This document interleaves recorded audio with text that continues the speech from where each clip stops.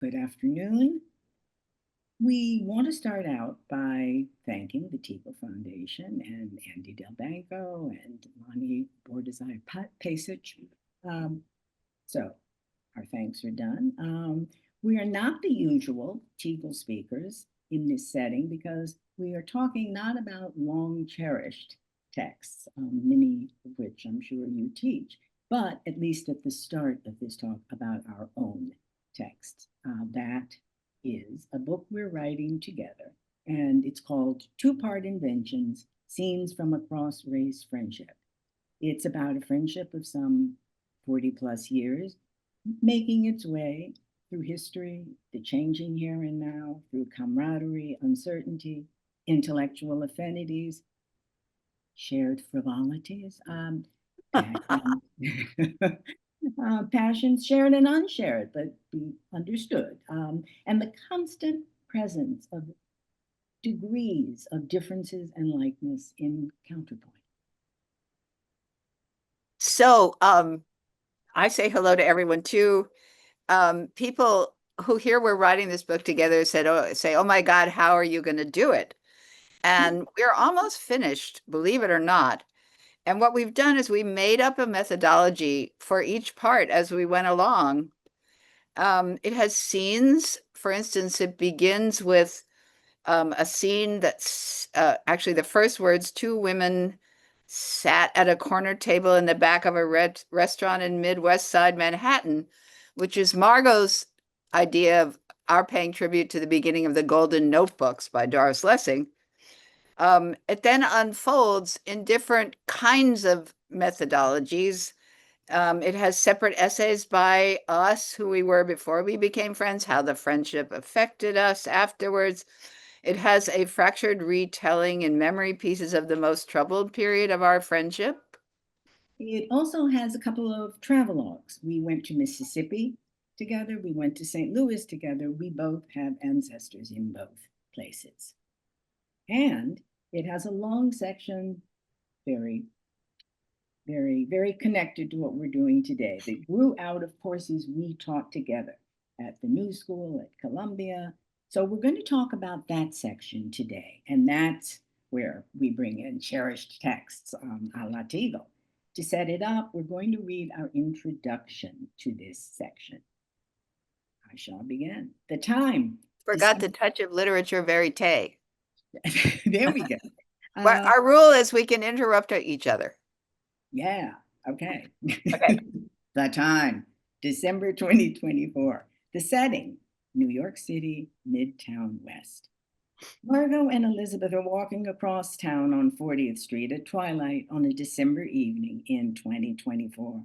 And they're talking about the part of this book that they're just starting in on, which Margo has named our intellectual collaboration.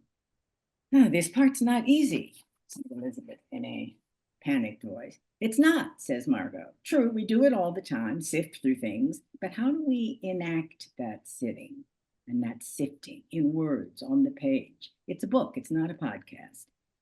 Maybe we should stick to formal collaborations. We started teaching together when, says Elizabeth, as early as 1994 at Columbia. But first we taught arts writing. That was fun, even if we sometimes resorted to the Margo and Elizabeth show, Margo says. But it was alive. We kept changing the reading. Arts writing can't be static. Elizabeth starts to speak. Margo jumps in. We need to narrow it to the time when we started to teach literature and some performing arts, when we were building our private canon. Our canon, Elizabeth says, smiling, it was wide. Now it's wider. They walk on. Liberal Studies at the New School asked you to teach a literary history course, Elizabeth says, in spring 2001. I came in to co-teach because you were so busy at the Times, the New York Times. And we taught a wild mix of American writers and performers, Margo says. Pop culture genres, high culture genres, you name it, call the roll. We're still reading from the text. They do, interrupting and encouraging each other. Harriet Beecher Stowe, Henry James, Edith Wharton, James Weldon Johnson, Willa Cather, Nella Larson, essays by Zora Neale Hurston and Constance Rourke. We had singers, Bessie Smith, Ethel Waters, Louis Armstrong, Ella Fitzgerald, Billie Holiday. We had dancers, Isadora Duncan, John Bubbles, and Astaire. We had poets, Elizabeth Bishop and Gwendolyn Brooks. And we had that starchy little title, Representations of Race and Gender in American Culture, Elizabeth says. Margo makes a face. We should have done Harriet Jacobs then, she says. They turn right on Ninth Avenue towards 42nd Street, wading through a nighttime crowd.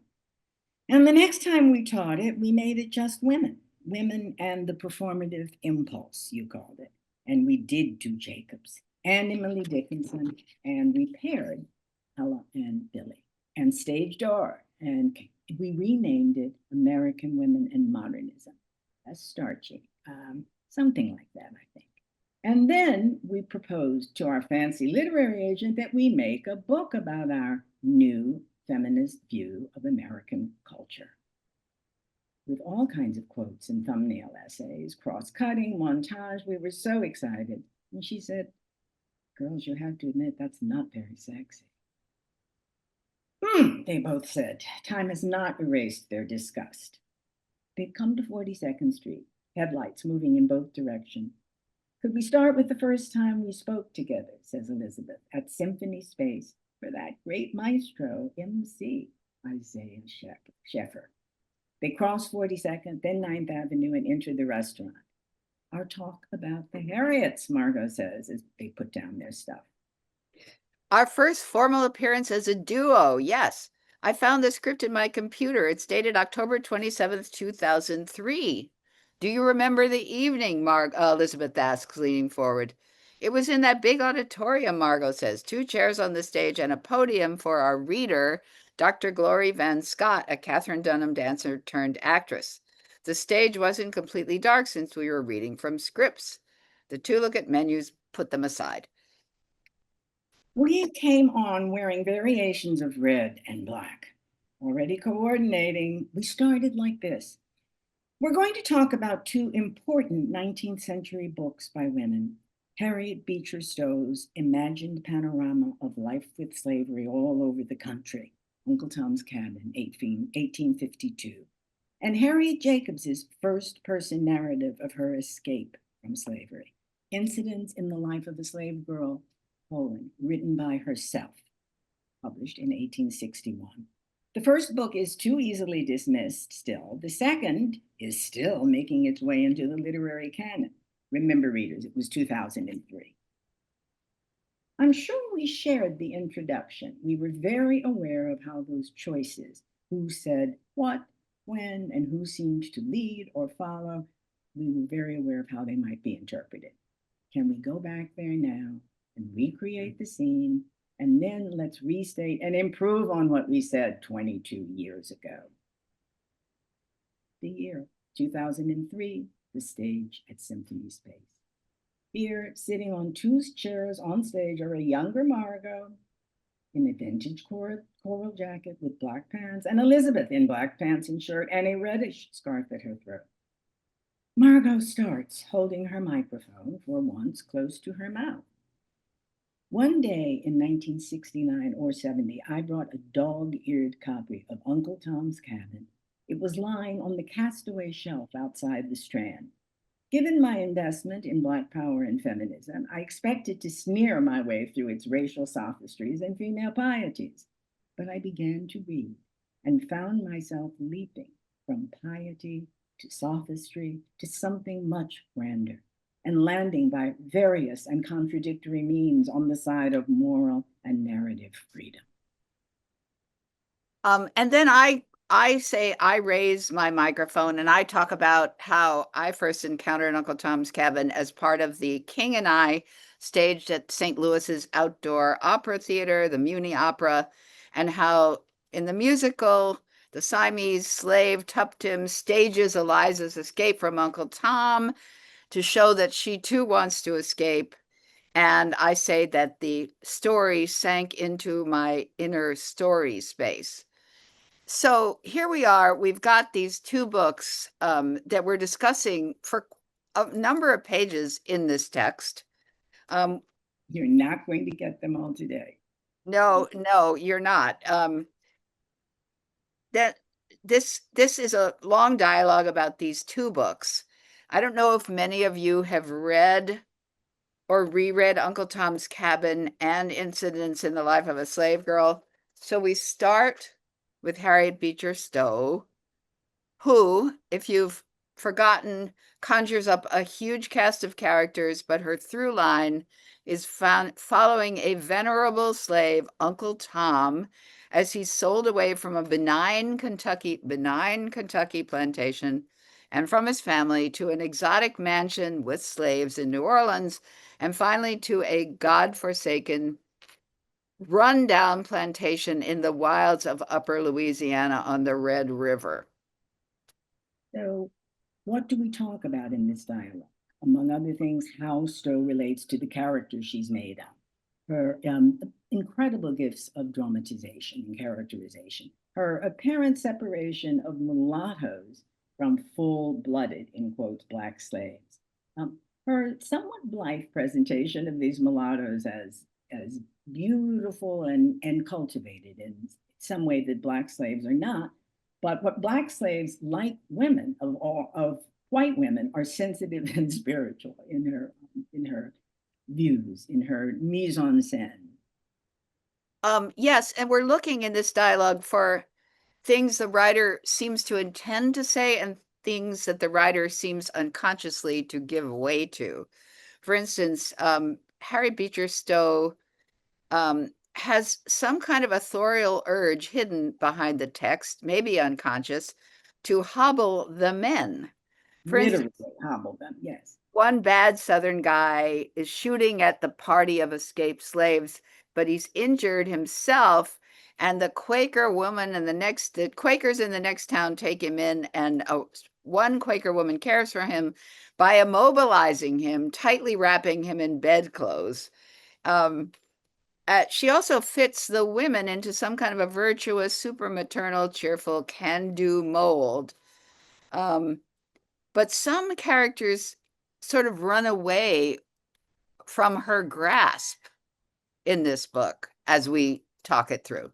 And we thought in particular of the scarily charming master of the New Orleans home and plantation, St. Clair, who is as close as a lovable portrait of a Byronic figure as young Harriet Beecher Stowe, who turned on him in the later years but loved him as a girl. So you have this real, very glamorous kind of star who has good intentions but is weak. And then, of course, there's that nihilist Topsy. Never was born, never had no parents. Spec, I just grew, never was made. No God made me. All right. And we did all this by email, editing, shrinking, clarifying, subtracting, adding impromptu thoughts, and yeah, questioning. What did you mean by that? At one point, I say, at several points, this novel could make a stone leap. Actually, that's Elizabeth who said it. And then I added, at certain points, it could make even a stone stony. Yeah, you just stole my I my know, I stole your lines. but So, it's okay because I said it could make a stone weep, which is a slightly conventional remark, but in fact the novel is airplane reading, for all its flaws. And you said yes, and at other points it can even make a stone stony, which I loved. Um, you partly loved it because I stole it from the Russian theorist Victor Shklovsky. well, what are we doing but stealing is what Real, writers that's do. right. Yeah. And Um, then we move on to Harriet Jacobs. And as Elizabeth says, it's with Harriet Jacobs, it's as if the real woman comes on stage after the play, Uncle Tom's Cabin. I'm going to give you a short, you'll get the sense of how complicated this life was, survey. Harriet Jacobs was born in Edenton, North Carolina in 1816. Her enslaved father was a skilled carpenter. Her mother was a house servant. Her free grandmother was a baker with her business and her own home. In rapid succession, Harriet's parents died. The benign, up till then, owner who taught her how to read died, and Harriet found that this owner had willed her to prosperous neighbors. So She exited. The man of that family, those neighbors, Dr. Flint, was a sexual predator, just insistent, vicious, loved to talk dirty, among other things. To thwart him, Harriet eventually entered a relationship with another white man who had far more power, more social prestige than the doctor, and who had a certain degree of kindness and courtesy. Certain degree. She knew she had to escape north. She had to really free herself. So, with the help of a community, really, of enslaved friends and relatives, she designed and staged first a counterfeit escape. False letters, which were mailed from the north, hints dropped by these allies, as if they didn't know they were dropping a hint. Meanwhile, her uncle built a crawl space, 9 by 7 by 3, on top of the grandmother's house where Harriet hid for 7 years. Barely able to move, occasionally brought out late at night to walk a bit. She finally escaped, dressed as a boy, and then went north, Boston, New York, and joined in her quiet way, but very dedicated way, the abolitionist movement, and began working on a new life.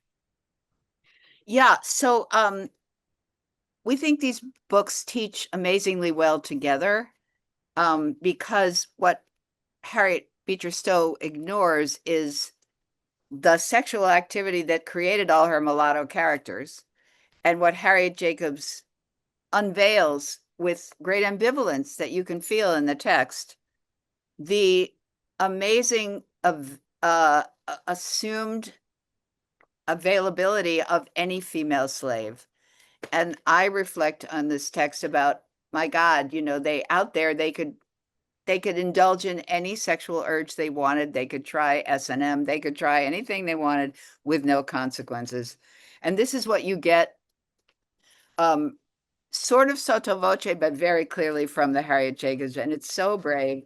I think it's as if she's playing a chess game with the entire town and plotting her moves and seeing how she can edge herself out, but paying this price of lying there for 7 whole years.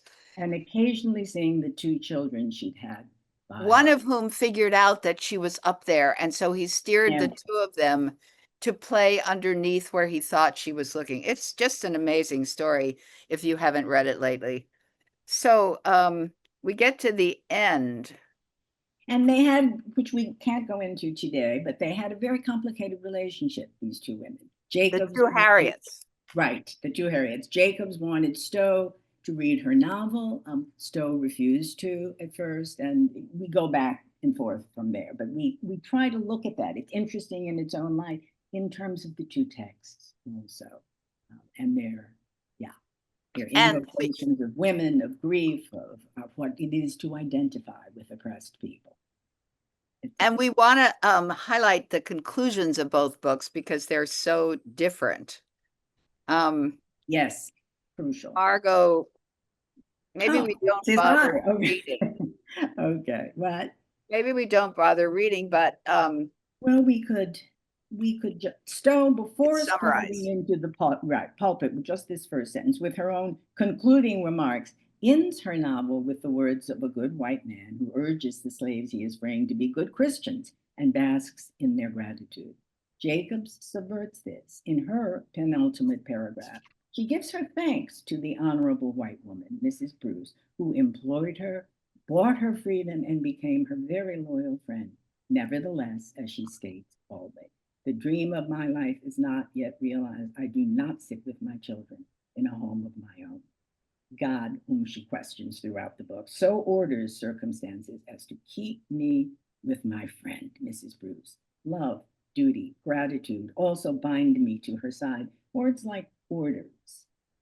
God orders me. Mrs. Bruce, my feeling for her binds me. These are stern words. One can sense her lips tightening as she utters them. And then she goes on to puncture the limits, to puncture the meaning of free by pointing out how relatively little freedom poor white people have. Yeah, and Harriet Beecher Stowe's real ending, her final words after she's had young Master George free the slaves and everybody's rejoicing, she ends with a curse on our country. And I want to read this, especially in light of present circumstances. Both, here's Harriet Beecher Stowe. I'm slightly paraphrasing or shortening a sentence. Both North and South and the Christian church, she puts that in italics, have been guilty before God. And they can only atone, quote, by repentance, justice, and mercy. For not surer is the eternal law by which the millstone sinks in the ocean than that stronger law by which justice, injustice, and cruelty shall bring on nations the wrath of Almighty God. So we have Stowe ends with a sweeping warning to her nation, us. As a kind of God herself with that kind of warning. She's omniscient there. Brother is preacher, father's a preacher. And Harriet Jacobs ends with a declaration of inner freedom with the outer freedom not fully yet achieved. But the inner freedom showing in some way that a Black person can achieve a fully, complicated and resonant inner life. Yeah, one ends like a preacher, one ends like a philosopher in a way. Yeah, yeah. Okay. We wanted to see if there's time, and there is a little time to talk about how we talk about performers along with writers. Yeah.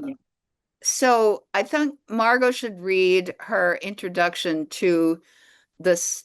There, our intellectual collaboration parts has three parts. First is these two texts, the two Harriets. Then is the two performers, which we're about to talk about a little. And it ends with our visit to MoMA, and we're comparing two artists, one white man and one Black woman, Joseph Cornell and Betty Saar. But we're going to concentrate on the middle section for the remaining time we've got. And then we look forward to questions. So Margo, read this, which is such a good introduction to how we're branching out. This section is technically, officially called Modern Dance and Urban Blues. Literature is well and good, but once we started teaching 20th century women writers, we realized that women performers were crucial to the breadth and depth of modern literature. Now, we are focused on American modernism, but it's true in other places. Played out just not just in literature, this modernism, but in film, theater, music, and dance. These performers were unabashed creators, taking established forms and making them new. Modern dance, urban blues, silent movie acting when movies were really new, trying out performance styles, jazz singing, solo dancing, inventing personae who required new settings and either new stories or at least departures from, variations on, dissents from the old. Women in these several fields changed the American arts landscape. And then I go, yes, we first explored that idea in our 2003 course at Columbia with that bad starchy title, representations of race and gender, etc. The female voice. We started with the two Harriets and of course Emily Dickinson, the pride of our culture. But when we got to the 20th century, we wanted to branch out into the performing arts. And we've already named some of those performers that we included, but my favorite moment in that course was when we impulsively paired Isadora Duncan and Bessie Smith, even if they don't match generationally. Duncan, born in 1877, Bessie Smith in 1894. Performatively, though, they weren't so separated. Isadora Duncan gave her first solo formal concert in 1902 when she was 25, whereas Bessie Smith started singing on the streets of Chattanooga, Tennessee in 1908 when she was 14. One day I was teaching Bessie Smith. I distribute tapes and all of that. Elizabeth had taught Isadora the week before, and I was distributing videos, yeah. Yes, and I was showing the students photographs so they could see Bessie's sumptuous, handsomely clad body and her gestural authority. You, Elizabeth, almost shouted, Bessie and Isadora, they were big women who commanded space. I Yes, you I did. say in the text, did I shout?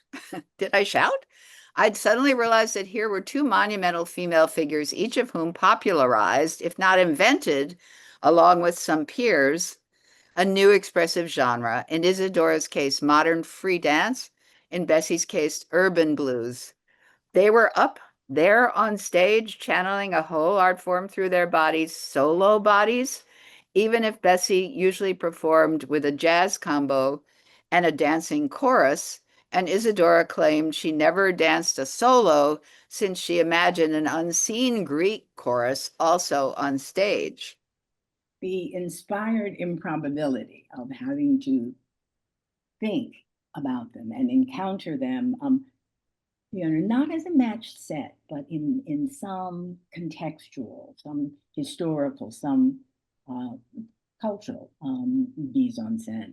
That's what we were after. Art having to redesign its structures. That's what we were after over and over. Um, they did not respect each other's territories, and that had a great deal to do with the status of popular, so-called popular or performing art. Isadora wanted dance to be elevated into modern dance, into a fine art. Bessie Smith wanted the male blues singers who were encroaching on their territory to keep their distance, but she was fine with blues as a popular, jazz connected art form. Isadora looked down on jazz and actually on Black people. Bessie, in her own way, had her ways of condescending or striking back at white people. She had no real interest, in she had dancers in her company, but they were popular dancers. She had no real interest in these other variations on an art form. Yep, the free dance was a project of a number of young women who'd found work in the theater, but realized that they didn't want to be classified as near prostitutes like dancers were. They wanted to bring their art and themselves into a higher sphere, into the high arts. Um, and Yeah, the and and yeah, that and that project for the women blues singers was sort of the same. They were poor, as the white free many, dancers yeah, were. many of them were playing jobs as maids, moving, finding their way up north, the way all the blues songs sung by men say, I catch a train and ride, towards a career, towards performance. But the ways in which they wanted their music to rise was they wanted it to take over more and more territory of popular American musical culture. Yeah, so this is a complicated project to bring performers into a class that's ostensibly a literary history class. But we think we had a twofold intention. One was to think about the performative aspect of women artists in this time, both, I mean, writers as well Women as our writers, yeah. dancers and singers. And the other is our little secret mission is to sort of smuggle some history, art history, popular art and cultural history into the students' lives. They know so much more about the present cultural surrounding than I do. But um, the way that a Susan Sontag or a Frida Kahlo are part of the general cultural surround, if you're a young woman writer or artist, we wanted to bring Isadora Duncan, people like Isadora Duncan and Bessie Smith, back into that atmosphere for our students. And It's to interesting that underline, what? it's interesting that both of them have a circle of admirers who are in some way specialists or the descendants of specialists. What we want is that broader range. We want people to have to think about things they don't take for granted. They need to think about and to feel it and to open their senses and minds to. Yeah, and we want to underline that both Bessie Smith and Isadora Duncan and most of their peers in their two arts were composers, auteurs, as well as performers, because Isadora was a really good musical choreographer, and Bessie Smith made up a lot of her songs. Yeah, that's right. So one a poet, one a choreographer, and they should be on a par chronologically with their writer peers in the background of us as women artists. Absolutely. And I think maybe what you can take from other arts as a writer. What you can take from other arts is endlessly fertile and stimulating, we feel, and we both feel that, and it's been part of our teaching together. Yeah. Should we end on that note and take questions? I think we should. And it is one other thing interesting when students come up with their own descendants, let's say, their own list of descendants who are artists we don't know well, who's contemporary, who's in their lives that they can, in being taught these artists, they can track, they find connections that they hadn't thought about. And if they're giving us new material, we hadn't thought about it before either. So there we are. And we're not saying, oh, students, you don't know anything. We're saying, let me share what formed me. I want to hear what formed you. But especially let me share what there you are, Andy. Yeah. There you are, Lonnie. Margo and Elizabeth, I knew this was going to be a treat, but this has been really a spectacular half an hour plus for me, and I suspect I'm speaking for the others out there. And I want to indulge myself and hope to indulge me in just one comment, which maybe has a little bit of a question attached at the end of it, and then I hope we'll get some good questions from the group. I see Seneca already. Seneca already has a question in the Q&A. It struck me listening to you that what we've experienced here for the last 40 minutes with the two of you is what would be conventionally called team teaching. Oh, that's right. And most institutions don't encourage it. Some of them just don't allow it. It's expensive. Can't afford it. Can't afford it, exactly. So it's not likely that most of us will have the chance to do a lot of team teaching. But one of the features of the Cornerstone effort is that it has a kind of team teaching spirit built into it, in the sense that we want our Cornerstone faculty to talk to each other, sometimes in formal workshops, sometimes over coffee, and talk to each other about which texts work well and why you go back over and over again to certain passages.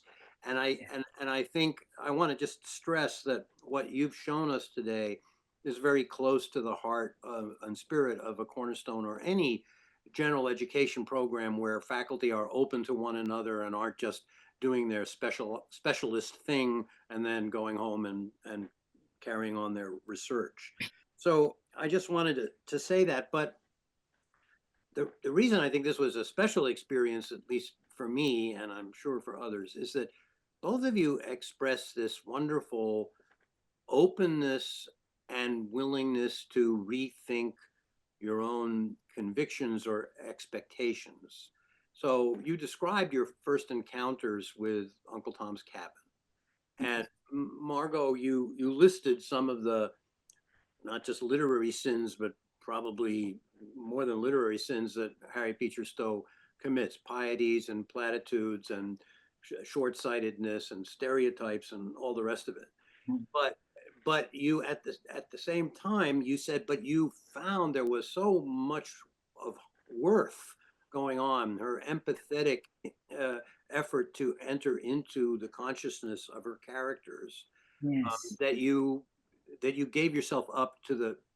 That's exactly the right phrase. I gave myself up to it. And Yes. for your part, Elizabeth, I wrote this down. It's a wonderful phrase.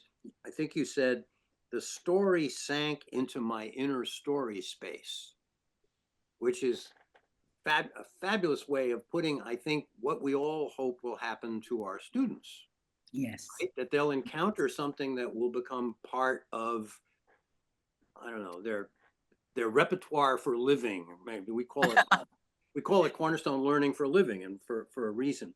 So what is there a question at the end of this? I think there sort of is, which is, you've both been teaching together for a number of decades now, and so you've seen a lot of changes, and not only, the political culture, the nature of higher education, and in the students themselves.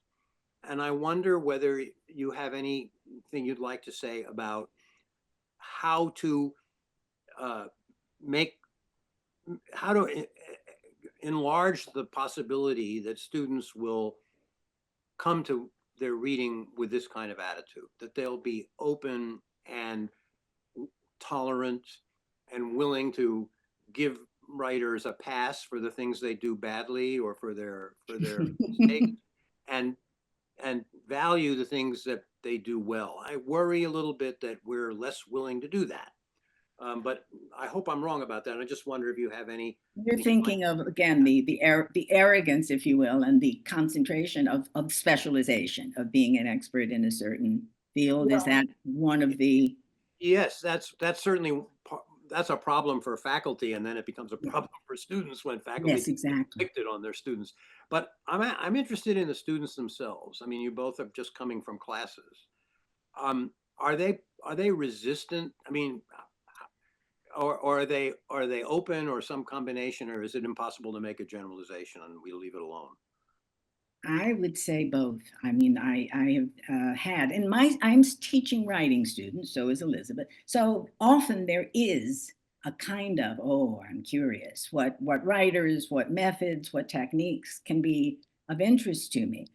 They can also be deeply set in their ways, and some of that is, again, what literary forms are dominant, and some of it is yeah, their sense of what's chic, of what's um, politically and aesthetically acceptable. But I think you ask questions, you keep at it. You don't just make pronunciations, pronouncements, sorry, or yeah, you don't just make pronouncements, and you have to Try not to make pronouncements. or you make them and then you allow for a pushback. But it's that sense. You want to bring that sense and mean it to the class, of what have we all got to say here? I know a lot, but I want to know what you want to know, not Yeah. just what you know, but what you want to know. It's like when you ask students a question, you have to really want the answer rather Yes. than to write a question in your preparation. You have to really know how they're going to answer and not know in advance. I just had a demonstration of the way you have to redesign the prompts for reactions, for students reacting to a text, because I taught George Orwell Why I Write, and then I taught the Deborah Levy Things I Don't Want to Know, which is a direct response to the Orwell. And it turned out that I carefully made sure that my edition of the Deborah Levy wasn't the one I'd bought in Finland, which was the English one. I compared it with Margot's. But despite that, trying to be careful, half the students had a different edition with different pagination, which is a total nightmare, because you can't say on page 7, let's look at this sentence, because then you spend like 10 minutes trying to figure out what's the page number in the other edition. So I decided to ask them to keep a fever chart of their reading, when their pulse goes up, when their pulse goes down, as a way to invite them to maybe find a weakness in this text that is not the Bible. It's a text. And they can say, I didn't get this part. They don't know they can say that. And the other thing is, when you finish the book, what pops into your mind? What are the memory pictures that stayed in your mind from that book? What are the sensations, like the fireside where they're sitting at the end of Deborah Levy's book? She's sitting with another exile who's Chinese, and she's in Majorca, and they're both exiles. And I can feel that fire when I remember that book, but I want to know what struck the students. And I asked them also to pick out sentences that they might put into their living repertory from the book, and why. Yeah. Which subverts the idea that the terrible thing that we have two different texts and we can't close read so easily You had on to this work one. hard. You had to work hard. Well, it's very obvious that the students who've been in your classes are very fortunate, and I'll stop talking and ask Lonnie to bring forward some of the questions that are now in the Q&A. But thanks a million. This has been great. Thank you. Yes, thank You're you. welcome. Thank you. Yeah, exactly. So, And such, thank you, audience. yes. So our first question, if we could go back to the first set of your remarks about pairing Stowe and Jacobs. So can you talk a little bit more about how students have responded to your pairing of these texts, just unexpected responses that influence how you approach these texts when you assign them again and teach them again in your classes? Yeah. We teach them in sequence, but not together, which I think, would be not so good. There is, initially, when I was teaching Stowe, two things. One had to get through despite, feminist literary criticism of a couple of decades, one had to get through, this is not first, this is not necessarily, nor has it been handed on to us as a major novel. She's made fun of by James Baldwin and by all kinds of people. So please, why am I doing it? Then there you have to work closely with the text. With Incidents in the Life of a Slave Girl, there is some of the same problem. Like, this is special interest literature. Is it really, is this really as important as we're saying? Those are the worst responses. But we also ask them, wait, let me think more. Elizabeth, step in here. There's something I want to work out in my head about certain responses. I haven't taught these texts in a while, but our exchange inspired me to design a course for the spring called Patterns of Bondage and Freedom in American Women Writers.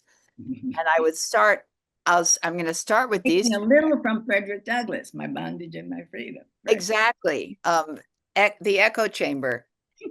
And something like The House of Mirth is such a study in bondage and freedom for poor Lily Bard. And I would put some poets in and stuff like that. But so anyway, I'm looking forward to a new batch of students responding to these texts.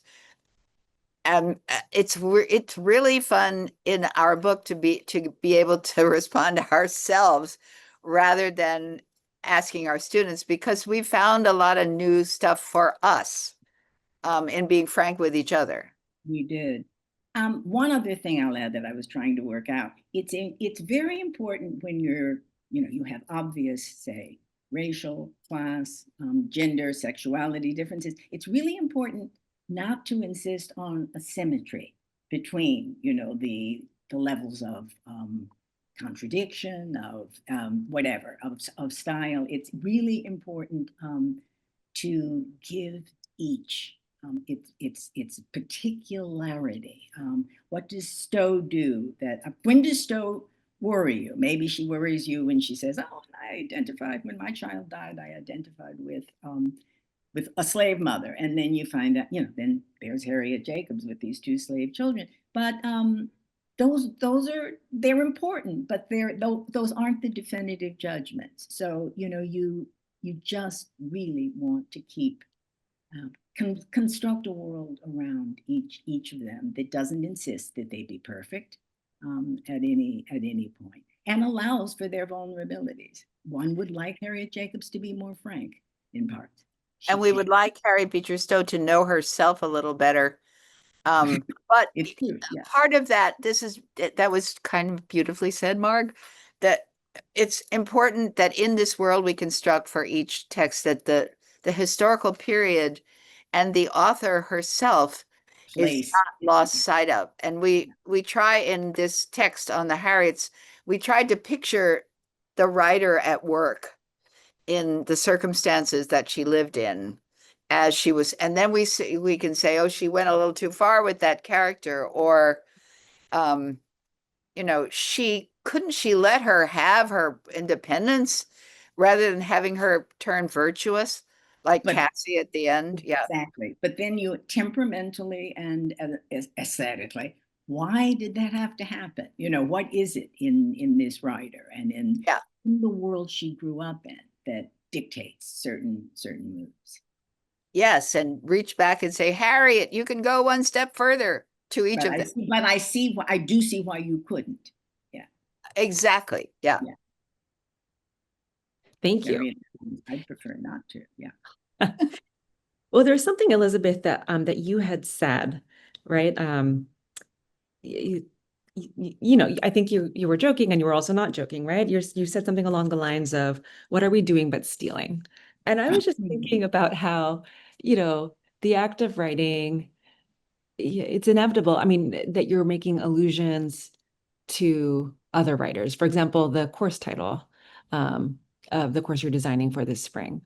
So how do you get students to recognize these allusions? Right? When you're reading a text, I mean, sometimes, you just have to tell them. But other times, what are ways that you sort of get students to recognize something that they've seen before now being played with by another writer? Adapted, appropriated, revised. That's a good question. Very good question. I'm remembering a little painfully times that I just said, okay, this comes from da, da, da, da, da. And here's why. It's an interesting pick. Yeah. But also you have to craft it so that it's not a test for the students. It's not like, can you solve this mystery? So that it's woven in so that they don't have to know where it came from. Like the beginning of our book we didn't know how the fuck to begin.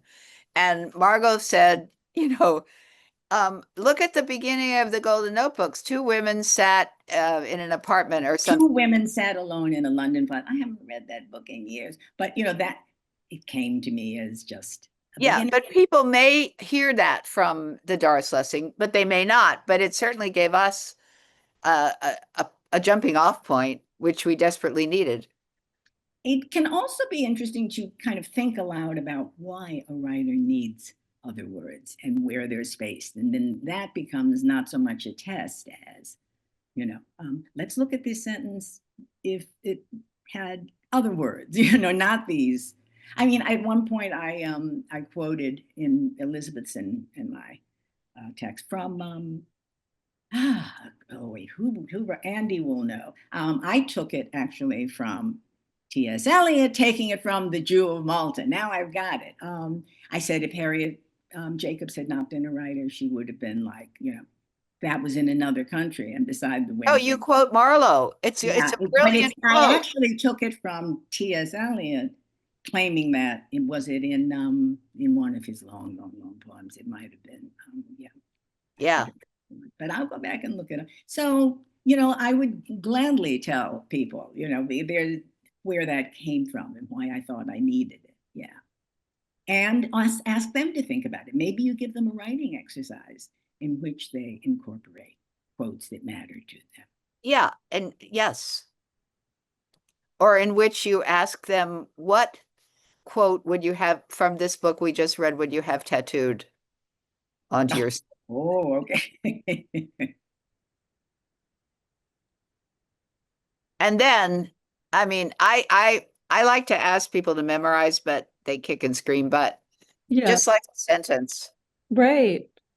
So read a sentence aloud that rhythmically and, sonically is really gripping you. Yeah. Mhm. So there are a number, I mean, I've been jotting down as you've been speaking, sort of things you do in the classroom to get your students to read more closely, right? So, um, this the developing your living repertoire, right? Quotes that stand out to you, quotes that is a sentence that you would be willing to have tattooed on your body, right? To really get students to think about what they're reading and what they're responding to, why they love something. Um, the idea of having a fever chart, Elizabeth, I love that idea. Something for students to be really thinking about why they're responding to a text in the way that they are.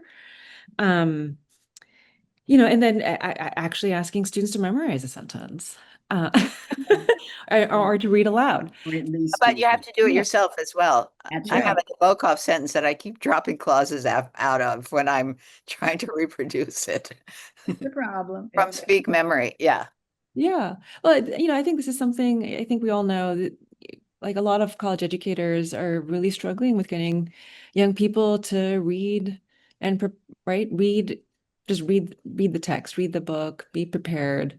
Um, how are you Can you talk a little bit more about other things you're trying that you're finding that your students are picking up?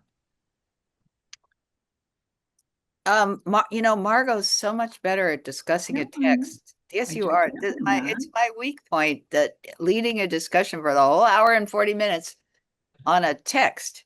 Um, Well, you got them doing that fever chart, so that's well, fine. you gotta also let the questions impromptu come into your own head that you want to ask them. Small groups is so great. Yes, I'm always amazed that they actually move their desks and make the small groups. and But they like that because yeah, that's and the then way of, the non-talkers have to talk, and you hear this buzz from the room, and it's like, oh my God, they really are engaged here. When if you're a whole group, sometimes they get muffled. yeah, and they don't have to feel as embarrassed if something Yeah, doesn't I mean, small groups, it's like, my God, duh. yeah. And yet this springs eternal in a way. Could I, at risk of asking you to stay a few minutes beyond the half hour, throw, I don't know, a curveball or a grenade or something like that? Oh, no. Question, which I'm prompted to do by one of the questions that is in the Q&A. AI has has that been a presence at all in your classroom or in your minds? Because there are a lot of people who are worried about the prospect, or maybe it's not even a prospect, it's like happening now, that many students, and this is probably not true of students who elect to take a writing class, Yeah, but that that's true. many students think, okay, there's a machine now that can do the reading in a sense and the writing for me. So It's why true. do I And need that to bother with actually started with Wikipedia. I remember a while ago, but I realized that a student, it was clearly picking, picking her whole paper from Wikipedia entries. So it began there. Yeah. You, Elizabeth, have had an actual experience with it. I don't appear to have yet, but I can't be smug about it. It could, Well, when I got the first, you can get AI to come up with fairly sophisticated, I gather, imitations of stuff. well, you have to ask AI to do it in the style of something, because if AI just responds to directions, it gets sort of bilious and vapid and way generalized And at you the wouldn't turn moment. in a student a paper in a class if you were, yeah, for that, with Yeah, that. I mean, the first time I got an AI paper, I thought it was plagiarism, so I tried to type in some of the words, and it wasn't plagiarism. And it was like 3, 4 years ago, and I was like, my God, if you're smart enough to give the prompts, it's so I gave him credit. But first of all, if they're doing that, it's wasting their own education and wasting their own money. Second of all, you can often catch a student out because their their prompts are not thorough. I had a student who was responding to a Parl Siegel essay on narrative in the New Yorker, but Parl Siegel began her essay by quoting the Virginia Woolf essay about Mrs. What's it called? Mrs. So and so and Mrs. So and so. Mr. Bennett and Mrs. Brown, that one. Yeah, Mr. Bennett and Mrs. Brown, and the student had given the prompts to respond to the not to the Parl Siegel essay, but to the Virginia Woolf essay, and it's like you didn't even read beyond the first paragraph. But I do think that if you know the students in a seminar setting, which I'm lucky enough to have, you can hear when it's not their voice at the moment. I mean, AA is going to get more sophisticated. But if they're evading, learning, engaging with texts, you're going to know it in other ways in the classroom, in the discussion. And somewhere, if they're the kind of people who do shortcuts, they're going to be the kind of people who do shortcuts in their life. So I'm not that worried about it at the moment, but I think I always feel that we educators should use Claude or chatbot. When I first called out a student, I called it chat box, and I realized the student must have thought I was like insanely dumb, but I've since improved. But we should try using it ourselves and see what happens. That's true. Instead of being like alienated by this new technology, and we're old, but It does occur to me that students are more likely to use it in these long theses, for example, that the graduates use. You can fake a section, you can say this is a change in style slightly. We'll see. we'll see.